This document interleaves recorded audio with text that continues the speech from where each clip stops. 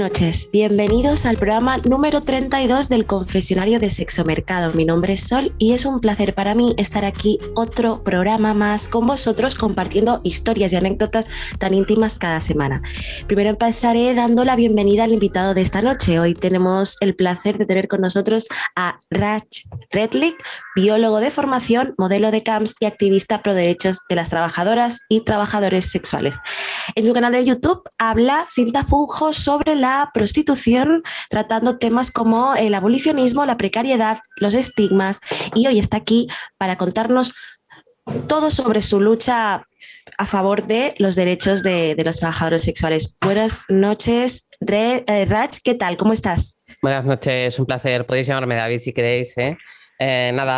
Pues encantado de estar por aquí y de charlar un poco de prostitución en clave de pro derechos. Muchas gracias a ti. También tenemos, como no, a Gaby de Estudio Erótico. Él es fotógrafo erótico profesional y con mucha experiencia. Ya ha participado en varios programas y ya es como si fuese su casa. Y está aquí para darnos también su opinión y visión sobre el tema de hoy. Buenas noches, Gaby. ¿Cómo estás? Hola, buenas noches. Estoy bien y contento de estar en un programa que promete mucho. Muchas gracias. Y como no, estará con nosotros esta noche acompañándonos Pulpo Man para que el programa vaya estupendamente. Pulpo, ¿qué tal? Buenas noches. Hola Sol, estupendamente. Aquí deseoso de estar en un programa más. A ver qué aprendemos hoy. Pues bueno, empezamos con el tema de hoy. Para empezar, Raj, te queremos preguntar un poco sobre ti, cómo empezaste a defender los derechos de las trabajadoras y trabajadores sexuales. ¿Llevas mucho tiempo? ¿Cómo empezaste en esto? Sí, pues bueno, es curioso porque yo soy biólogo de formación, estuve 2 años en Alemania investigando, pero me dejé el doctorado y cuando volví de vuelta a España para reciclarme en tecnologías de la información, pues estuve un tiempo ahí. Que bueno, me había acostumbrado a tener cierta independencia y mi novia, que para aquel entonces hacía camps, pues me uní yo también al tema de producir contenido erótico, hacer pornografía freelance, directos para internet, con esa intención de volver a tener algo de independencia en ese periodo de entretiempos de reciclarme laboralmente y académicamente, y creé el personaje de Rats como bueno, mi alter ego de las camps, mi personaje del porno. A mí al principio no me gustaban en absoluto las redes sociales, pero le fui cogiendo el gusto a hacer debate directo. Y al final se interesaron por mí las activistas por los derechos del trabajo sexual, que bueno, fueron unas auténticas madrinas y maestras, especialmente Saisei, la geisha catalana, y así terminé pues formando parte del movimiento y bastante comprometido con la causa. Y bueno, hablando ya que has comentado tu canal de YouTube que hablas abiertamente sobre el tema de la prostitución, ¿cómo nació este canal? Imagino que no fue a la vez que empezaste a ser activista, ¿o vino después? Pues a raíz de estos debates, mucha gente, sobre todo otros activistas, estaban interesados por la documentación que aportaba y el enfoque académico que le daba al debate, y me sugirieron pues empaquetarlo en este formato formativo, youtuber, pero también como con cierta estética pop. Pues eso, enfocado a, si habéis visto el contenido, es muy enfocado a cuestiones del debate. Uno diría que tiene una versión tanto por derechos como casi anti-abolicionista. Y pues la idea era hacer ese tipo de contenido para gente que ya está un poco dentro del debate y sobre todo lo consumen otros activistas para formarse. ¿Y qué es lo que te mueve para defender estos derechos? ¿Cuál dirías que es el motivo por qué eres activista? Bueno, la causa del trabajo sexual, yo conocía el debate de lejos, pero no es hasta haber estado dentro y haber adquirido este compromiso que la percibo como una de las últimas causas de los derechos sociales en Occidente, ¿no? Uno de los pocos colectivos que muchos estados todavía no tienen reconocidos sus derechos al nivel del resto de ciudadanos y no ha sido hasta estar como muy dentro del debate y formar parte de ese colectivo y compartir algunas de las vivencias a través de mi trabajo en pornografía que no me he dado cuenta de esta necesidad y de cuán atrasados estamos en el tema de derechos respecto al colectivo del trabajo sexual. Racha, si me permites, has mencionado a Saisei, que bueno, fue forera nuestra desde sus inicios. La verdad es que la hemos invitado muchas veces, pasa que ha pasado tiempo y ha hecho un montón de tiempo de activista. Y yo siempre que lo hemos visto un poco desde la barrera y yo siempre lo valoraba, digo, esto tiene que quemar muchísimo, ¿no? La cantidad de gente que realmente le rebate, bueno, ya sabemos, es con insultos, con palabras fuertes, con tal, y yo entiendo que es fácil tener altibajos, ¿no? En estar peleándote contra tanta gente y a ese nivel, pero bueno, que desde aquí, oye, un saludo y que está invitada cuando quiera, por supuesto, a hacer una charla tranquila que vamos, que nosotros de momento no nos metemos en grandes debates. Y sí que quería un poco la reflexión esta, ¿no? De realmente esto del activismo, nos hemos metido tarde porque aquí realmente en Barcelona pues hubo un poquito hubo una cierta catarsis con Ada Colau, entonces realmente se pensaba también que iba a haber una abolición de entrada, pero luego se recondujo y tenemos esperanza que realmente al nivel de España pues pasaría lo mismo y hemos visto que no. Entonces es verdad que nos hemos unido un poquito tarde a esto de preocuparnos, ¿no? Por los derechos y por la legalización. Pero bueno, ¿cómo ves tú eso? ¿Qué desgaste tiene el tema este de defender en las redes públicas? ¿Te supone realmente un desgaste emocional el contestar así? ¿Es un debate fuerte, intenso? A mí particularmente no tanto, pero precisamente porque una de mis principales motivaciones es que me divierto. Lo enfoco, sí es cierto que tengo un compromiso, pero trato de buscarle el lado de pues, actividad secundaria que hago en mi tiempo al margen de mi trabajo y que sea recompensante, ¿no? Entonces siempre trato de enfocarlo de forma en que aprenda, me permita aprender, que sea también como un reto intelectual y que tenga cierta componente también de espectáculo, porque a mí siempre me ha gustado mucho crear contenido para internet. Y pues este tipo de cosas nos dan un poco de espectáculo, entonces yo realmente disfruto mucho en redes sociales cuando tengo estos debates, aunque muchas veces sean acalorados, intelectualmente violentos, beligerantes, en el fondo yo particularmente sí me lo paso muy bien. Bueno, has dicho, bueno, el tema es que tú bueno, como activista utilizas YouTube y Twitter, ¿verdad?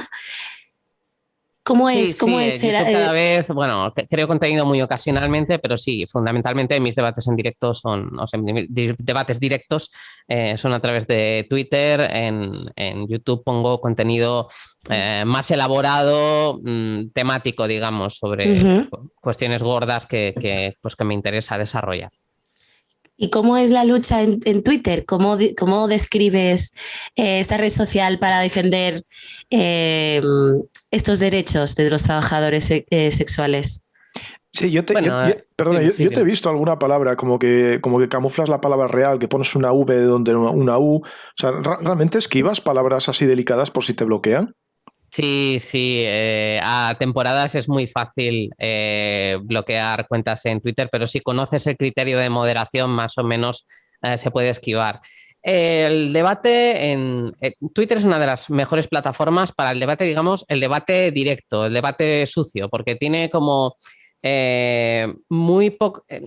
son menores los elementos de control de acceso o de configuración de la privacidad. Entonces, básicamente tienes la cuenta en privado o en público, aunque ahora hay algunas herramientas, y como que da mucho pie a entrar en las publicaciones de los demás para escribir. Entonces, también por eso es una de las redes sociales más beligerantes en cuanto al tema del debate. Muchos coincidimos que el debate sobre la prostitución está anquilosado, que no hay voluntad de diálogo.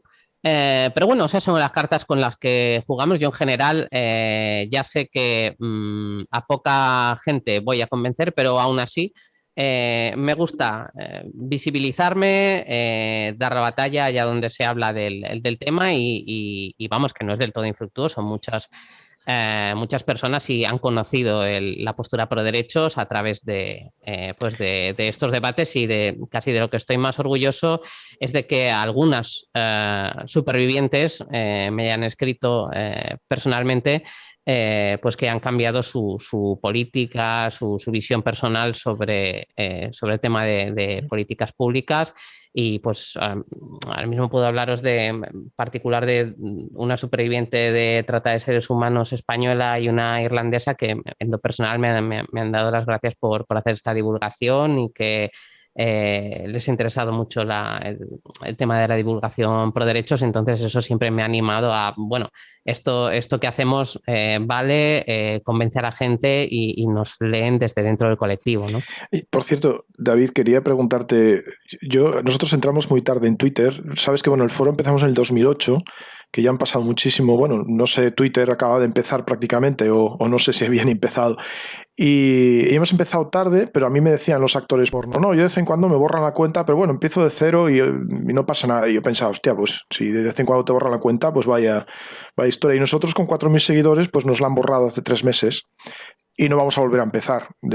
No sé, nosotros no nos metemos en ninguna disputa, en ningún lío. Publicamos material erótico como cualquiera, como los actores como tal, con el aviso correspondiente. Es que no rompimos ninguna regla. Y hemos sido expulsados, vamos, sin opción a nada. Que, no sé, esto supongo que va oscilando, ¿no? La política de Twitter España, lo que hace o deja de hacer, pero que, es decir, mientras tú no pierdas los seguidores, entiendo que te borren un mensaje, no te importe, pero entiendo que la cuenta nunca te la han borrado del todo. La cuenta sí me la han borrado del todo, me la han puesto en suspensión, pero hay métodos para recuperarla incluso en la suspensión. Se puede resucitar, pero bueno, eso ya tendría que ver vuestro caso en particular para asesoraros, ver cuáles son los motivos y pues os recomendaros qué cauces se pueden hacer. Pues luego recibirás una llamada desesperada mía. Yo solo quería hacer una pequeña reflexión, que es lo difícil que resulta realmente defender los derechos cuando la gente no te quiere escuchar. Y cuando, digamos, considera que tus opiniones son pura pornografía o puro delito o puro, digamos, odio. Y yo pondré un ejemplo, ya sé que no será el mismo caso, pero yo recuerdo que puntualmente en un periódico online de izquierdas comentaba de vez en cuando algún tema sobre el tema cuando hacían algún artículo sobre prostitución, yo solía matizar bastante con algún dato y con alguna realidad. Y no es que me bloquearan el contenido, pero claro, como todo el mundo me votaba negativo, ¿no? Porque no estaban de acuerdo conmigo, al final mi post, que era la mar de educado, que no era un troleo, que no era nada, digamos, de otro mundo, acababa enterrado y pendiente de moderación, y al final pues acababa olvidado, o sencillamente ni lo recuperaban, ¿no? Y la vivencia del artículo, que tenía a lo mejor 2 o 3 días, pues la gente sinceramente ya ni se preocupaba por leer tu opinión al respecto, ¿no? Entonces es curioso, como lo dejo como una reflexión, el sometimiento que tenemos las personas que se dedican a estos temas, digamos, pro legalización, etcétera, a estar condenados a luchar incluso contra los sistemas, ¿no? Ya no solo de un bloqueo directo, sino además lo que llaman shadow ban, ¿no? Es decir, te banean el contenido de tal manera que no aparece en la búsqueda y ya te puedes desgañitar hablando que nadie te va a encontrar, ¿no? Bueno, sí. Yo de lo que sí, el debate es muy beligerante, y como existen estas normas de moderación, uno siempre se siente con la espada de Damocles pendiendo de la cabeza.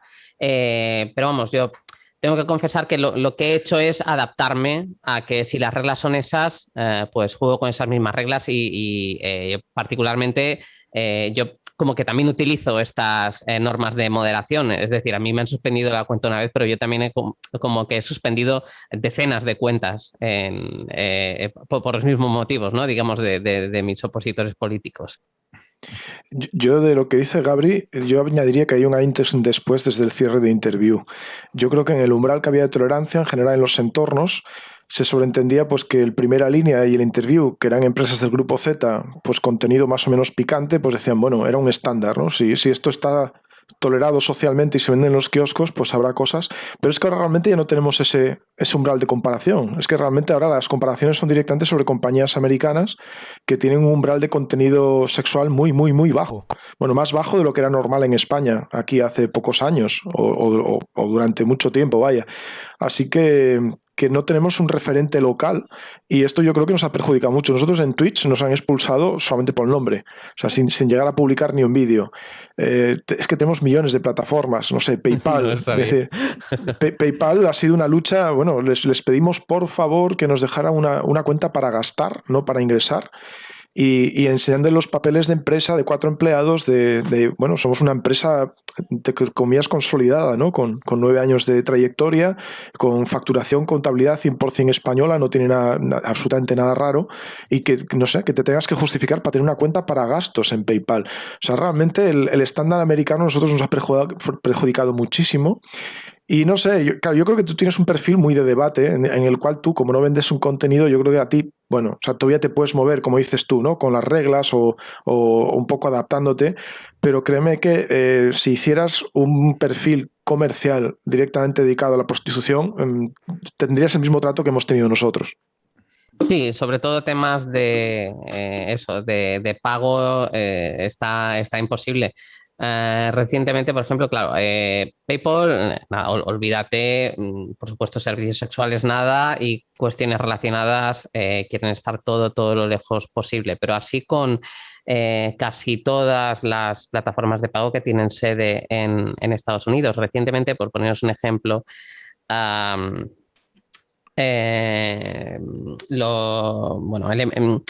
abolicionistas británicos, sobre todo, están haciendo distintas campañas en la prensa contra OnlyFans y la narrativa es, en OnlyFans hay menores, fundamentalmente está la narrativa que vendría siendo una narrativa análoga al tema de la trata en prostitución.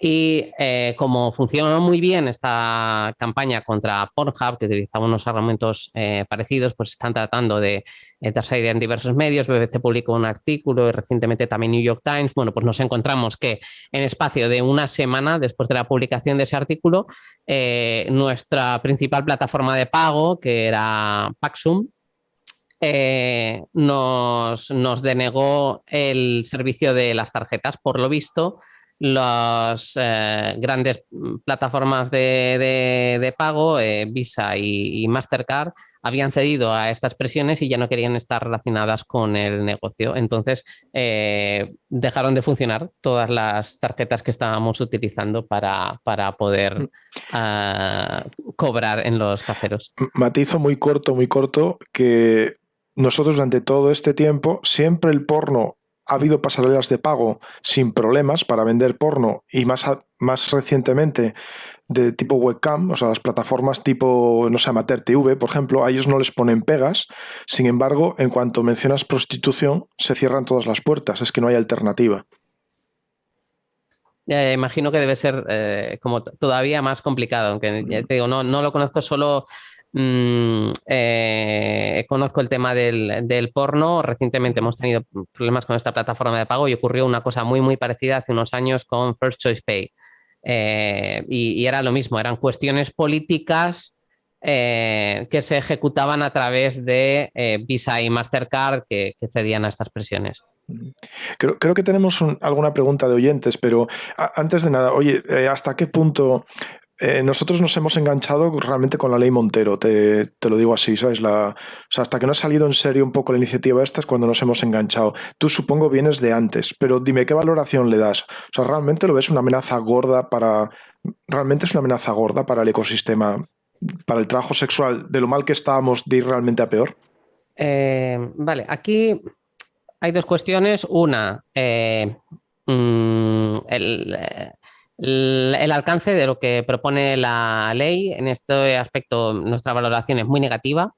Otra, ¿cómo creemos que se aplicaría?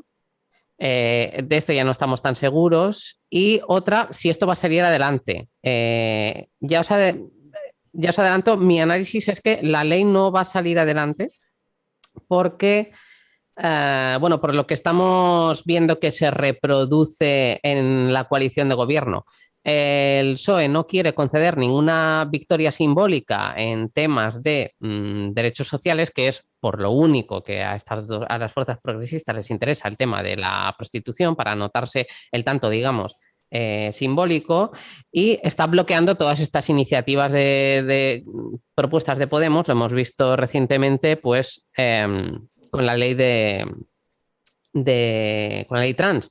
La han echado atrás y la idea es, bueno, hacemos un acuerdo a posteriori para sacar una ley juntos y nos apuntamos el tanto los dos. Carmen Calvo ha estado haciendo declaraciones en esa línea, ¿no? Como, no, nosotras ya ya teníamos una propuesta abolicionista hace años atrás, pero eso no prosperó. Entonces, lo que bastantes personas en el colectivo valoramos que va a ocurrir a corto plazo es eso, un bloqueo por parte del PSOE y una propuesta conjunta que probablemente, visto lo que está tardando la ley trans, se podría alargar más allá de la legislatura y no salir adelante. Pero bueno, obviando eso y asumiendo que, bueno, podría pasar la propuesta de Montero, que es pues una serie de vamos a, por si algún oyente no lo conoce, la propuesta de Montero es, bueno, un gran paquete de ley, la ley de libertades sexuales, el solo sí es sí, que incorpora algunas medidas de corte abolicionista clásico, ¿no? De impedir el ejercicio organizado de la prostitución, en línea, pues esto, con la Convención del 49 y todo aquello. Entonces, básicamente, así lo más gordo es que se penaliza, se recupera un tipo penal de la dictadura, que es esto, la tercería locativa, ¿no? La cesión de espacios para el ejercicio de la prostitución. Y también se redefine el tema de lo que el legislador llama explotación sexual. Aquí lo redefinen como las relaciones comerciales y laborales dentro del trabajo sexual. Es decir, quedaría totalmente penalizada en la cesión de espacios, ya no solo clubes y pisos, que es a lo que entendemos apunta la ley, sino por la forma en que está redactada, podríamos encontrarnos con un caso análogo al de Suecia y otros países neoabolicionistas donde de facto queda criminalizado el acceso a la vivienda, ¿no? Es decir, si yo alquilo una vivienda y ejerzo el trabajo sexual en mi vivienda, convierto a mi arrendador en un proxeneta bajo estas leyes y le obligan a desahuciarme. Esto está pasando, pues, en Noruega, por ejemplo, en Oslo. A lo largo de varios años expulsaron a más de 400 trabajadoras sexuales de sus viviendas, según denuncia Amnistía Internacional. Bueno, y por otro lado, el tema de lo que se considera explotación, que vendría a ser toda relación laboral. Entonces, valoración de esto, pues muy negativa.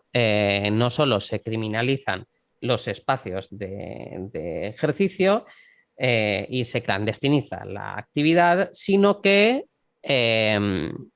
se criminaliza también el establecimiento de esas relaciones, es decir, por ejemplo, la asociación de las mujeres, aunque sea de forma independiente y entre ellas. Por ejemplo, esto ocurre en Irlanda, ¿no? Cuando varias mujeres conviven en un piso donde ejercen trabajo sexual, pues de facto están estableciendo estas relaciones y se convierten en proxenetas la una de la otra.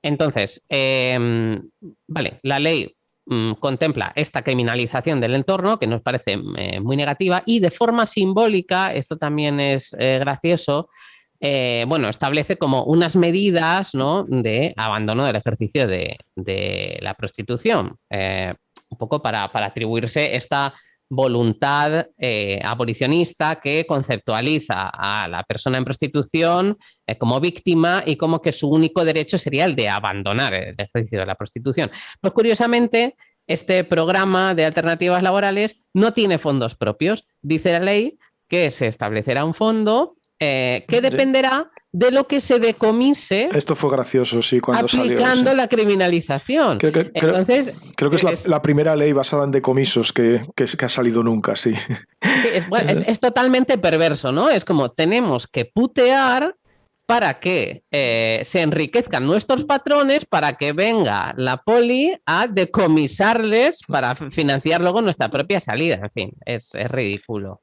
Bueno, es un planteamiento aparte de financiación bastante irreal, ¿no? Nadie plantearía una ley un poco, no sé, con visos de realidad. La verdad es que no creo que nadie la plantearía en base a esto, ¿no? En base al valor de los decomisos como financiación. A lo mejor es una manera de decir, mira, con presupuesto cero, que es como decir, mira, no se lo están tomando muy en serio, pero realmente al final damos por poco serias cosas que al final sí son serias. Es decir, al final sí son leyes, sí tienen o sea, tienen espacio de coacción porque son leyes, porque es así, y al final nos dejamos un poco ceder, pero al final si está escrito y se puede obligar, pues es una auténtica barbaridad. Yo solo quería hacer una pequeña apunte en el tema de la ley, porque bueno, después de hablarlo y tal, y el tema de criminalizar servicios añadidos, pero claro, también quedaría criminalizado el fotógrafo, ¿no? Por la parte que me toca. Entonces, la pregunta que me hago es, ¿de verdad creemos que la gente... A ver, ya sé que la gente a veces es muy tonta porque no está formada o no se documenta bien sobre los temas, ¿no? Pero la gente no se va a dar cuenta de que esta ley intenta poner unas puertas al bosque que son totalmente, digamos, injustas ya solo de pensarlas por sí mismas. Bueno, la justificación que Montero da en todas las entrevistas que le hacen son unas instrucciones que suele dar Fiscalía año tras año. Hace como un informe anual del tema de los delitos y tal, y en delitos contra las libertades sexuales, Fiscalía suele tener un enfoque abolicionista. Entonces siempre recomienda que se recupere la criminalización de las actividades relacionadas con la prostitución. Pero eso desde un enfoque puramente penalista, no entran a valorar pues eso, qué alternativas puede haber, qué efecto puede tener esto. Simplemente pues hablan particularmente del 187, del 188, ¿no? De la cuestión de la trata y de lo que se entiende ahora por explotación, que vendría a ser aplicar como unas condiciones gravosas al ejercicio de la prostitución. Y claro, yo imagino que los fiscales ven que muchas veces es complicado armar estos casos de trata, también por la forma en que se define la trata, que muchas veces la confundimos o en el imaginario popular creemos que estamos hablando de prostitución coactiva, pero para nada, ¿no? Se trata de pues traslado, acogimiento, captación para el ejercicio de la prostitución en condiciones de vulnerabilidad, en fin, una serie de cosas muy generales que aplican a la criminalización de las migraciones y que son difíciles de demostrar, y por lo visto Fiscalía en esas memorias como que siempre recomienda la criminalización de la industria. Entonces Montero siempre como justificación de la ley viene a decir esto, ¿no? Dice, no, pero entonces ¿qué queréis? ¿Que siga la industria proxeneta? Y siempre repite que genera 5 millones de euros al día. Y parece que esos son como los dos principales argumentos de Montero en las entrevistas, ¿no? No, es que esto es una industria proxeneta que no puede quedar impune y que además mueve mucho dinero. Los 5 millones esos, tú y yo creo que hemos hablado alguna vez, que es un cálculo bastante discutible. Obviamente, cálculos sobre la economía sumergida pues tendrán su margen de error, pero bueno, no deja de representar el 0,7 del PIB. Yo tampoco lo veo ninguna barbaridad. Somos muchos españoles y somos muchos, no sé, 47 millones de personas. Habría que valorar la investigación, creo que era esto, ¿no? El 0,7, un poco. Querían que llegara el 1% del PIB, o sea que, bueno, hablamos de unos números que yo creo que no son tan escandalosos. Nosotros cuando realmente al final nos dimos el paso un poco de intentar organizar algo, de intentar, pues yo qué sé, esto mismo, el podcast o hablar un poco, yo puse en el grupo la bondad como problema. Había un artículo que hablaba mucho de esto, de la industria del rescate, ¿no? Si realmente la industria del rescate acaba generando más problema, bueno, esto de la propaganda un poco, ¿no? O sea, para justificar una mecánica que de repente hay puestos de trabajo y hay organizaciones viviendo de ella, pues al final hay que crear el problema, porque si no hay problema no hay solución. Entonces, no sé, nosotros vistos de dentro, nosotros estamos un estrato de anuncio web que quizás es verdad, es el menos problemático, es el escalón un poquito más alto a lo mejor de la actividad, pero nosotros vemos unas cifras de criminalidad tan bajas que cuando leemos los medios vemos otro mundo. Es decir, no sé quién dibuja este mundo, estas cifras, pero vemos una distopía por completo, ¿no? Y, hostia, ¿dónde vive esta gente? Que nosotros no vemos con el mismo prisma.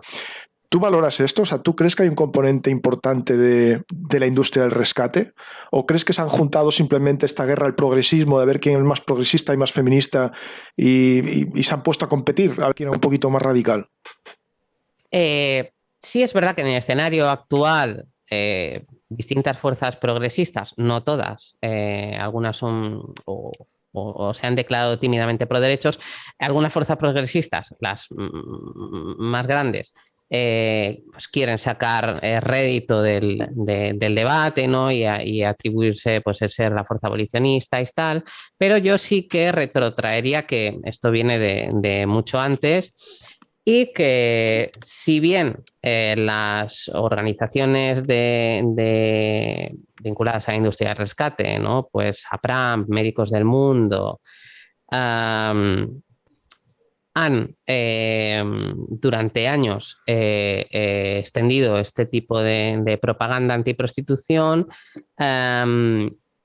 mi sensación es que, al menos en el contexto español, detrás siempre ha estado la autoridad policial.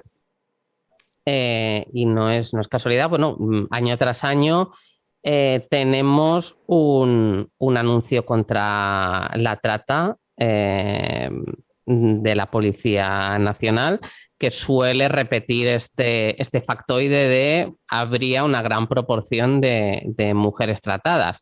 Y esto siempre viene directamente de la policía. Luego, en las intervenciones, en los grandes congresos donde pues estas organizaciones, APRAM, Médicos del Mundo, llevan desde antes de que el progresismo se interesase de forma tan pública o tan notoria por el abolicionismo, siempre van de la mano de la autoridad policial. Pues siempre teníamos muy habitual ver a la presidenta de APRAM, Rocío Nieto, o a su hija, que es directora, junto a José Nieto, que era inspector jefe de la UCRIF, la Brigada de Extranjería, en todos estos congresos. Y mi sensación es que siempre esa propaganda ha ido muy de la mano de la autoridad policial. Y el interés de la autoridad policial, bueno, a mi parecer, tiene como cierta analogía con el tema de la lucha contra la droga, en la guerra contra la droga en Estados Unidos, que interesaba como magnificar ese problema para seguir manteniendo, bueno, todo el sistema que vive de que exista ese problema sin una gran voluntad de ponerle una solución. Por poneros un ejemplo, decíamos que las campañas, año tras año aparece esta campaña de la policía donde suelen decir que el 80% de las personas en prostitución están tratadas.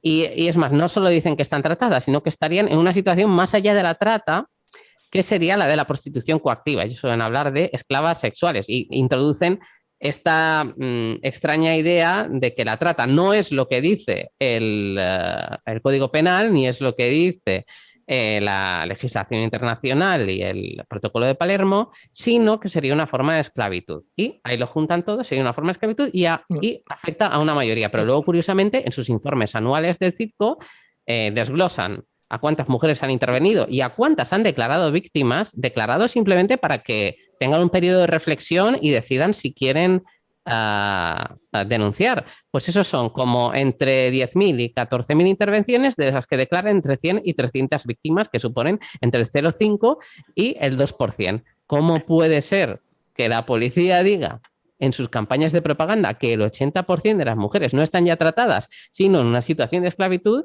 y solo le están ofreciendo el periodo de reflexión al 0,5-2% de las que intervienen? Rach, en el tema de los datos es precisamente en el que nosotros hemos dado un poquito más el paso al frente, porque ahí nosotros sí que podemos aportar, creo que, cosas. Y la verdad es que se han escuchado tantas barbaridades, tanto tiempo y tan repetidas.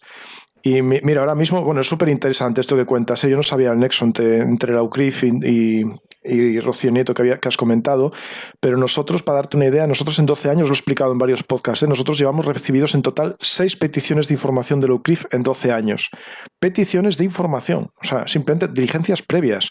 Están investigando a alguien, nosotros, obviamente por el DNI o por datos de pago, no sabemos cómo acaba la historia, o sea, recibimos la petición, informamos y ya está, pero quiero decirte, si en 12 años nosotros que, no sé, o sea, gestionando 800.000 visitas al mes, somos líderes aquí en Cataluña en gestión de información y bueno, o sea, es completamente absurdo, o sea, que hayamos recibido 6 en 12 años, es decir, ¿dónde investigan? O sea, hay tantos delitos que pasan todos sin pasar por investigaciones a nivel de web. Pero bueno, barbaridades aparte, se me ocurre solamente el símil son 400.000...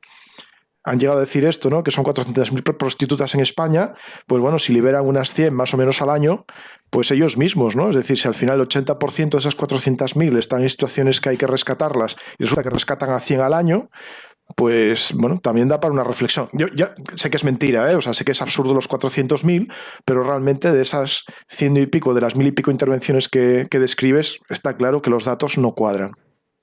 Otra cosa que también criticamos mucho es la efectividad de estos rescates, y los llamamos rescates entre comillas, porque muchas veces están orientados a conseguir una denuncia para armar el caso, cuando muchas veces las mujeres o no se reconocen como víctimas o no quieren denunciar porque tampoco se les ha ofrecido una alternativa a la prostitución. Y aquí es donde intervienen todas estas organizaciones de rescate que gestionan algunos de los pisos de acogida. Por ejemplo, APRAM recientemente a extrabajadoras de APRAM han sacado un escándalo del que se han hecho eco dos periódicos que denuncian las prácticas en estas casas de acogida, tanto contra el personal como contra las beneficiarias, y básicamente explican que las condiciones en las que están se parecen a las de la organización de trata.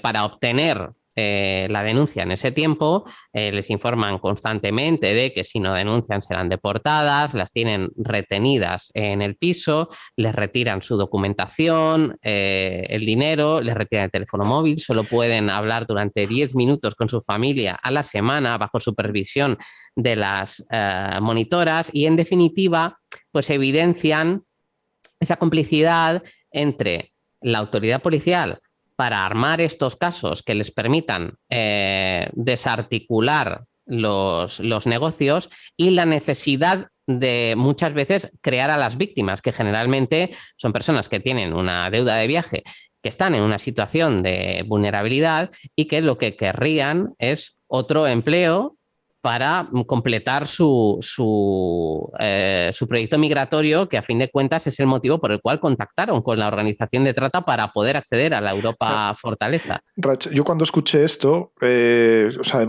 es escandaloso, no te quito ni un ápice de importancia, pero o sea, si realmente jugamos ya directamente con la deportación, o sea, si para conseguir los papeles directamente, o sea, la oferta de los papeles si colaboras y denuncias, claro, o sea, realmente el método es súper eficaz, es que ya no hay que inventar nada. O sea, si a alguien ya directamente lo obligas a denunciar porque es o esto o nada, o vuelves a la casilla de salida, pues, quiero decirme, no sé, será legal, pero desde luego legítimo como método de denuncia no lo es. Sí, esto lo han denunciado hasta las propias activistas abolicionistas. Yo recuerdo una charla de Amelia Tiganu, superviviente de trata, que denunciaba, cómo puede ser que a las que no denuncian después del periodo de reflexión las están deportando, y tenemos constancia de que muchas escogen eso. No, yo no voy a denunciar, devolvedme a casa y ya contactaré de nuevo con la organización de trata para volver a entrar en Europa, doblando mi deuda. Y doblando los números de la policía al final. Hay un par de preguntas que del chat, que son para David, para Rach, de Jabato, que dice: ¿qué opinas sobre los foros del sexo de pago? ¿Has estado en algún foro, algún conocimiento? No soy habitual del tema foros, los conozco indirectamente. Primero porque a muchas activistas abolicionistas les encanta para buscar comentarios a través de los que puedan representar al cliente de servicios sexuales como machista, como insensible, y y a través de compañeras que se quejan de que se les armen hilos, ¿no? sin ellas haberlo pedido, pues haciendo todo tipo de valoraciones. Entonces, claro, yo no he hecho uso de los foros. Imagino que desde el punto de vista del consumidor, pues debe ser muy interesante poder tener un espacio donde hacer el tema valoraciones y tal. Pero claro, mi acercamiento es desde el punto de vista del debate y desde el punto de vista de las trabajadoras, que siempre en ambos aspectos pues es negativo, claro. Rach, te he visto en Twitter el cherry picking, ¿no? Tú lo mencionas bastante, ¿no? Que es verdad, es decir, si publicamos 1000 mensajes al día, pues es muy fácil para alguien coger y decir, mira, tengo 4 o 5 aquí sin desperdicio, ¿no? Entonces, bueno, por antonomasia siempre puedes coger 4 burradas de las que obviamente se publican otros. Bueno, un poco lo de forocoches, ¿no? Pues a lo mejor hay 10 mensajes que son normales, pero si vas siempre a por radical, pues acabas encontrando petróleo. Sí, eso lo decía hoy también. Escribía un mensaje así, bueno, más tipo divulgativo para que se compartiese, que los clientes de servicios sexuales no son ni más ni menos violentos con las trabajadoras sexuales de lo que lo son los novios o los esposos de las mujeres que pueden leerme o las mujeres abolicionistas, porque de hecho son las mismas personas, que esto es una cosa que decimos mucho, ¿no? El cliente de servicios sexuales no es Torrente, o no es solo Torrente, son pues los señores con los que uno se cruza habitualmente en su día a día, y esas personas no son ni más ni menos violentas que los esposos o que los novios, y la violencia que ejercen no es distinta de la que ya conocemos en el ámbito de la pareja. Yo te diría que incluso, o sea, aquí las entrevistadas casi han manifestado incluso lo contrario. Es decir, el que liga acaba siendo un poquito más arrogante, acaba siendo un poquito más esto me lo merezco, esto es mío, que el cliente. Es decir, el cliente más o menos está acostumbrado a que le pongan límites, pero el que liga ha invertido un tiempo, ha invertido un esfuerzo, está acostumbrado al rol de deseado y suele ser un poquito más arrollador, incluso en el trato, el ligue de Tinder o el ligue de discoteca en el trato. O sea, generan situaciones de mini violencia, por decirlo así, o de confrontación, que las chicas nos han explicado y decir, no, yo realmente, o sea, he tenido más violencia fuera que esto, o incluso casos de acosadores, o incluso de esto. Habla de todo, ¿eh? O sea, tienes razón, o sea, al final es la misma gente, pero que incluso hay conductas del que liga que depende cómo pueden generar una situación que puede ser hasta el no sé, es que no me sale una palabra exacta, pero sí más apisonadora, ¿no? Más ahí voy yo, más basado en el ego, más basado en que he llegado hasta aquí porque he pasado unas etapas y ahora me lo merezco. Sí, desde perspectiva académica yo solo conozco un trabajo que haya comparado esto, no en el contexto español, sino en India, y encontraron que había mucha violencia contra las trabajadoras sexuales. Fundamentalmente venía de clientes, policía y parejas lo llamaban parejas que no pagan, o sea, había de todo tipo, amantes, y el principal... cuando comparaban a los amantes con los clientes, recibían más violencia por parte de digamos, sus relaciones personales, novios, esposos, amantes. Hay otra pregunta para ti, Raj, que dice, bueno, de la misma persona que hizo la pregunta anterior, Jabato, que dice, Raj entiende, ¿no?, que los clientes podamos informar de nuestras experiencias, sean malas o buenas, siempre en un marco de respeto hacia las profesionales. Sí, claro, de hecho, es lo que he puesto de relevancia antes, ¿no? Que yo entiendo que para el cliente es muy útil tener un espacio donde intercambiar estas opiniones antes que simplemente aventurarse, y que de hecho todos los consumidores hacemos eso y queremos eso, ¿no? Pues yo, por ejemplo, cuando el otro día fui a Tarragona y alquilé, ¿no?, un alquiler turístico, pues lo primero que hice fue comparar, ¿no?, las opiniones de los otros consumidores. Entonces sí entiendo que desde la perspectiva del consumidor eso es lo interesante. Yo sí que matizaría o sea, a nivel de... obviamente cuando tú recibes críticas directas, esto nos pasa con las chicas y yo que sé, con perfiles concretos que están dentro del activismo también. A nadie le gusta un poco verse evaluado, ¿no? O sea, siempre es violento, hay detalles, tiene su parte de injusticia, porque obviamente puede haber críticas más justas, menos justas, o hay un abanico de todo, ¿no? Pero el beneficio, yo entiendo que nuestro beneficio, desde luego en nuestros años iniciales, es que realmente el filtro era directamente sobre pisos que eran auténtico fraude. O sea, había pisos que realmente, pues yo qué sé, pues que te cerraban la puerta. Que realmente había pisos que te decían, no, es que viene aquí un tío que te va a pegar una paliza si no pagas, y te marchabas, pero en plan estafa de marcharte sin haberte ni desnudado. Es decir, nosotros, los primeros que filtrábamos ese tipo de conductas de delito, o sea, porque eran, bueno, delito pequeño, pero delito al fin y al cabo, éramos los propios foros.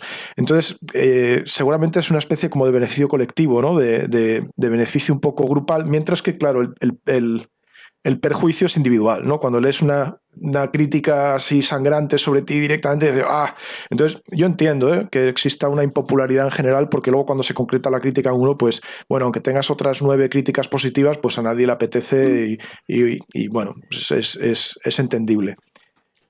Sí, esto que has dicho es interesante. Recuerdo un estudio sobre los clientes que los examinaba a través de los foros. Algo más riguroso, creo que era canadiense, no recuerdo, y examinaba, entre las cosas que miraba, examinaba si los clientes en los foros reportaban haber sido victimarios de alguna forma de violencia o haber sido víctimas de alguna forma de violencia. Y lo que explicaban es que fundamentalmente entre ellos lo que hablaban era de fraude, de que ocasionalmente habían fraudes. Hay un comentario también con pregunta de vídeo que dice: hola, si la intención del proyecto de ley del gobierno sigue adelante, vamos hacia una prostitución clandestina, donde se seguirá ejerciendo por los canales de contacto entre profesionales y clientes que se verán afectados. No será como hasta ahora, ¿no? Desde el foro, ¿habéis empezado a rediseñar el nuevo modelo de comunicación? ¿Podéis adelantarnos cómo será el futuro de Sexomercado en caso de que la ley siga adelante? Gracias y ánimos. Vaya, que la pregunta que entiendo que es para mí. Sí. No, a ver, no hay plan B. O sea, marcharnos de España como empresa para operar desde fuera y operar como dark web sin indexar. O sea, para el tamaño de empresa que es y lo que representa, no merece la pena. O sea, realmente si nos persiguen y nos dicen, y nos viene la policía y nos dicen hay una ley que no permite que esta actividad, cerramos y ya está. La verdad es que no queda otra alternativa. Es decir, lo otro es marcharnos a un país extranjero. No. O sea, no va a merecer la pena. Entonces, con mucha tristeza, pues cerramos el chiringuito y ya está. Obviamente saldrán webs, saldrán WhatsApp, saldrán grupos, pues saldrán macrogrupos de Telegram o cosas así y vamos, nos sustituirán seguro de otra manera, pero seguro que nos sustituirán. O sea, que seguro que el mundo continuará. Ahora, ¿nosotros nos harán el putadón? Sí. O sea, no sé, de lo que tenemos de actividad legalizada, pues acaba en seco y no lo veo tan complicado. Pues sí, se acaban 4 puestos de trabajo y una experiencia que hasta aquí era bastante gratificante. También hay otra pregunta para Rash que dice: ¿cómo valoras la decisión del Tribunal Supremo de permitir sindicarse a Scores o sindicato otras? ¿Qué opinas? Bien, por un lado es positivo, pero por otro lado, bueno, lo que decimos es que es una victoria simbólica, ¿no? Porque simplemente, bueno, estamos como ya estábamos, nos han reconocido que efectivamente podemos sindicarnos. Ya existían otras agrupaciones con estructura sindical, por ejemplo, USTS, vinculada a la Intersindical Alternativa de Cataluña, y simplemente pues nos han reconocido que sí, que podemos sindicarnos, pero han dejado claro que efectivamente no existe relación laboral en la prostitución. Y pues el principal objeto de esa lucha sindical sigue sin tirar adelante. Y esto no va a existir hasta que se cambie, hasta que haya leyes en distintos órdenes, pero sobre todo que cambien el Código Civil y permitan explícitamente el reconocimiento de la relación laboral en este tipo de actividad. Entonces, sí, una victoria, pero fundamentalmente simbólica, porque seguimos sin derechos, a pesar de poder sindicarnos. También hay otra pregunta para ti, Ras, que dice... ¿Crees que falta que pasen alguna generación más para llegar a derribar las barreras mentales que tenemos en la sociedad y aceptar tanto la prostitución y los clientes seamos aceptados sin prejuicios? Gracias. Sí, y queda mucho tiempo.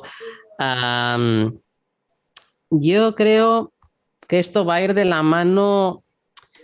El romper el estigma, yo esto lo he estado viendo sobre todo en el tema de la pornografía, como en los últimos años, con el acceso a las redes sociales, es como que todo el mundo en lo privado hace porno.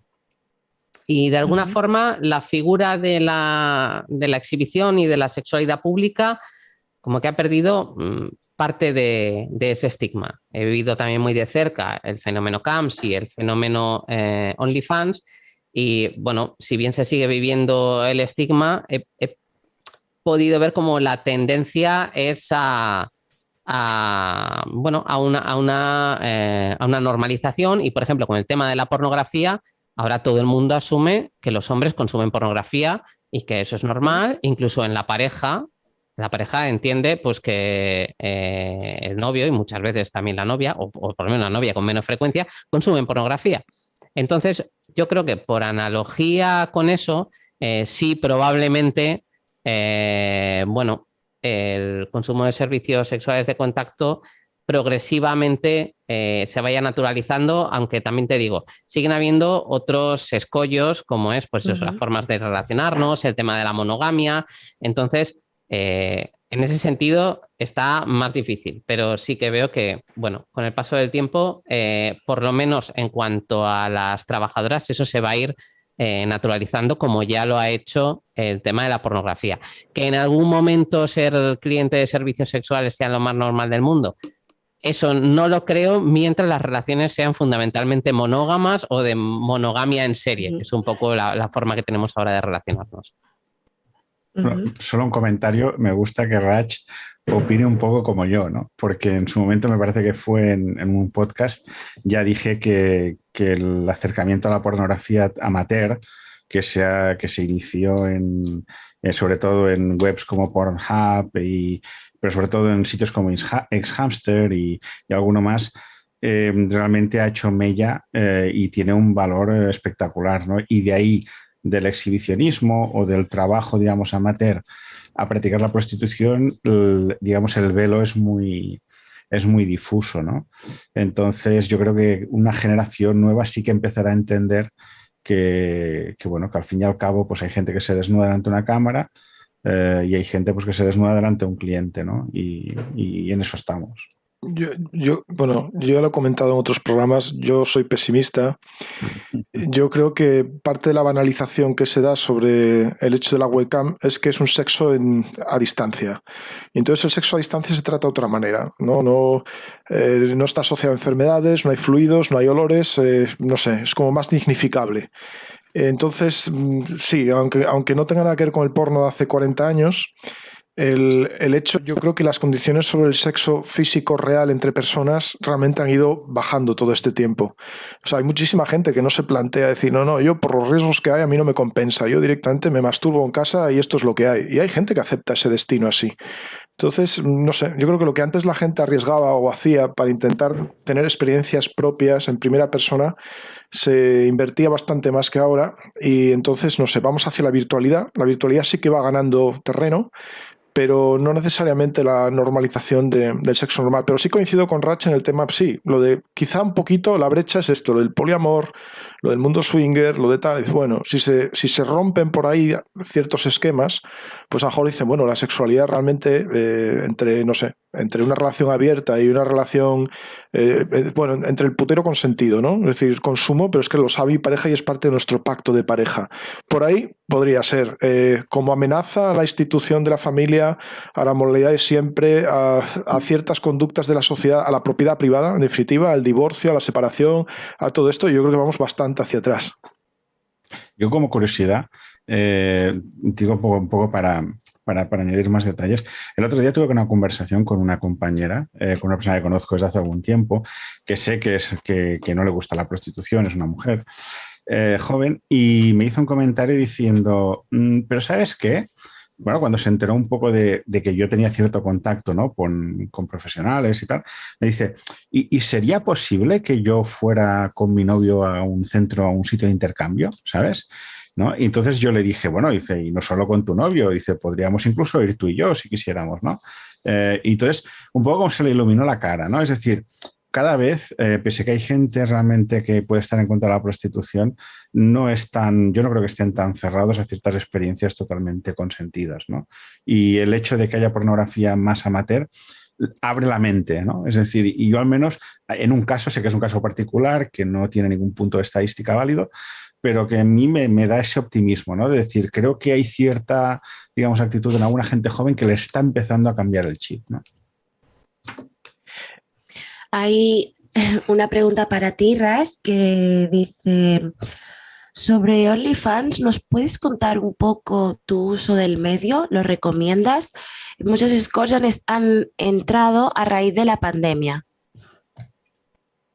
Sí, a ver, OnlyFans, nosotros empezamos como, bueno, una alternativa a lo que ya teníamos en marcha entre plataformas de cams, venta de vídeos en diferido y tal, porque mucha gente se estaba moviendo y al principio como que no entendíamos el modelo de negocio, no sabíamos establecer nuestro propio modelo de negocio, porque lo que cuesta en OnlyFans es crecer si no tienes una base de fans previa, si no eres ya como un personaje con cierto seguimiento en redes sociales o en otro medio.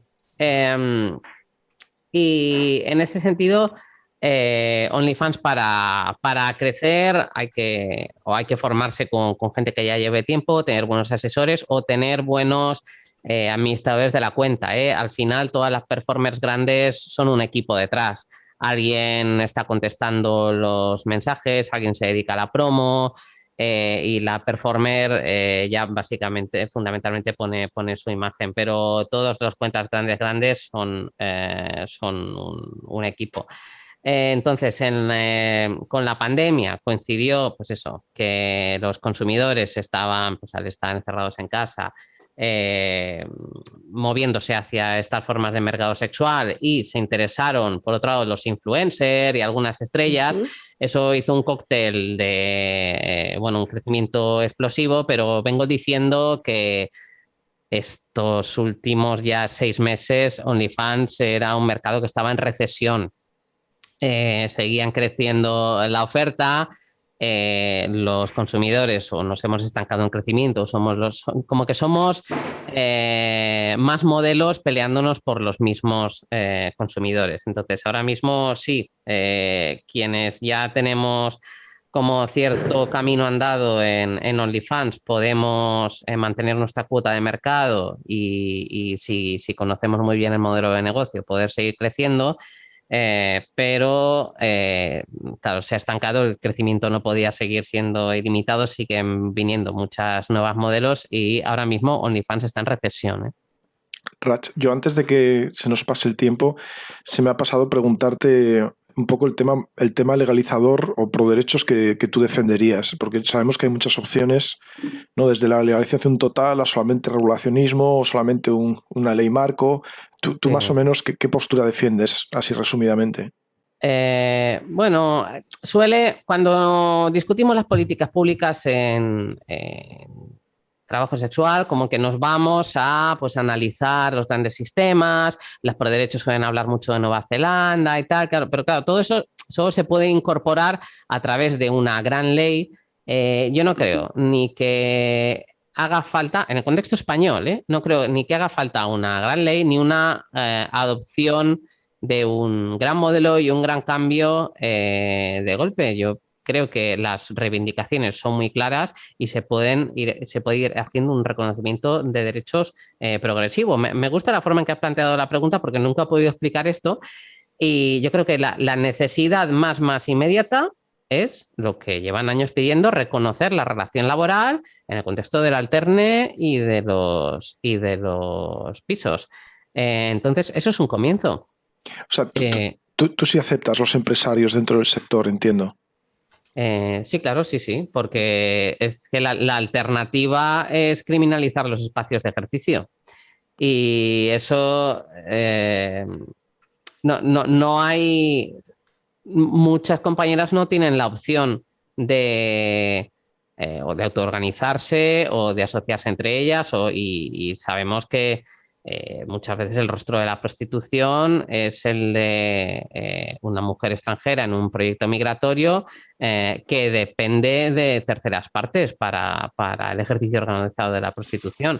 Entonces, en ese sentido, lo que más inmediatamente se necesita es el reconocimiento de la relación laboral.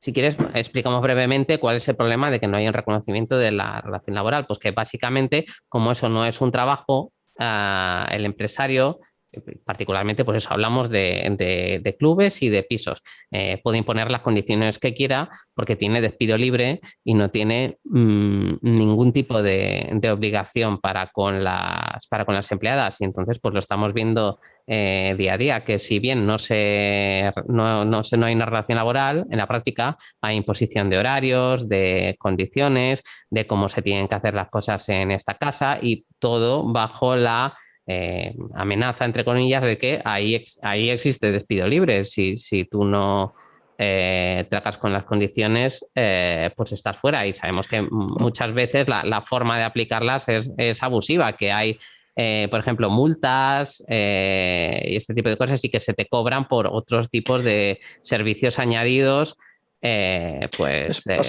Yo, Rach, por ejemplo, en este tema, sí, o sea, yo te doy toda la razón, pero no deja de ser distinto, no deja de ser exactamente lo mismo que el falso autónomo en las empresas, ¿no? O sea, cuando alguien hace un falso autónomo, está en la misma situación. Dice, no, es que yo no te puedo contratar porque no me deja la ley. Bueno, ya, pero incluso pudiendo, hay mucha gente que lo hace y si el otro acepta, pues bueno, pues mira, despido libre, yo soy tu cliente, pero no te contrato, entonces al final dependes de mí exactamente igual.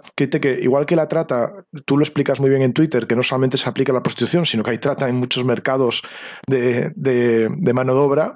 Yo creo que aquí realmente la forma de contratación, la modalidad de contratación, también es un problema que no está exento en el resto de actividades que no sea la prostitución. Sí, yo no conozco el caso a fondo, pero últimamente me ha despertado como cierta analogía el caso de la ley Rider, ¿no? Donde los repartidores como que pues eso, denunciaban este tipo de prácticas, ¿no? Que como no hay como una relación laboral, pues bueno, como que sufrían distintas prácticas abusivas y fundamentalmente querían el reconocimiento de su relación laboral, que bueno, luego eso el análisis es más complicado porque puede que haya tenido unos efectos de destrucción de empleo tal y cual. No me voy a meter ahí porque no conozco el caso a fondo, pero como que en cuanto lo vi me recordó un poco a esta reivindicación, ¿no? Es un colectivo que está trabajando en un régimen de falso autónomo y que pues a través de su organización se le ha reconocido la relación laboral. Quizá una solución particular más interesante que contratarlos podría haber sido, y esto tampoco lo conozco a fondo, pero he escuchado a algunos economistas mencionarlo, hacer un régimen especial para esa relación laboral, ¿no? Pues ustedes tienen este tipo de contrato. Eso es lo que quería comentaros, que yo que conozco el mundo un poco autónomo, yo creo que la mejor solución y la más fácil es crear un epígrafe para que se pueda ejercer. Y a diferencia, por ejemplo, de lo que sucede con los riders, de hecho ya sucede en la actualidad en Barcelona, por ejemplo, y seguramente en Madrid, que desconozco, pero seguro que sucede que muchas chicas, muchas scores, sobre todo de gama alta, están trabajando para diferentes agencias. Es decir, que ellas no tienen ningún problema en ceder, o sea, en colaborar con las agencias y se puede facturar como si autónomos fueran, ¿no? Reteniendo el RPF que haga falta, justificando todas las operaciones y todos los servicios y realmente la chica no tendría toda la libertad del mundo porque hoy puede estar trabajando principalmente para la agencia A, pero ¿quién dice que el día de mañana no puede estar trabajando para la agencia B? Eso hay quien lo hace ya, aunque no tiene... Sí. Por eso digo que el paso de legalizar a nivel de autónomo sería relativamente sencillo. Sería más un engorro legal, ¿no? De papeleo que no algo que nos esté haciendo ya. Pero no, Gabriel, o sea, no es engorro ninguno. O sea, simplemente el problema es que los autónomos, aquí hemos dado por hecho que hemos perdido la batalla, que autónomos tienes 0 derechos y realmente es así. O sea, aquí sale más a cuenta estar contratado por un tercero que ser autónomo y eso es es una desviación. O sea, eso sí que es realmente una... O sea, realmente la solución es que autónomos no tengan esa discriminación de derechos de un trabajador a terceros y entonces nadie se pelearía por ser trabajador a terceros como está pasando. O sea, es absurdo pelearnos porque nos contraten porque sale peor que autónomos. O sea, el problema de fondo yo creo que es arreglarlo para todo el mundo. O sea, creo que no tiene sentido otra lucha. Yo creo que... Incluso leí un caso de, creo que era un local de Alterne, no sabría localizarlo ahora, que las empleadas se quejaban de que les habían obligado a darse de alta como autónomas para trabajar allí. Sí, porque alquilan la habitación y porque queda más independiente.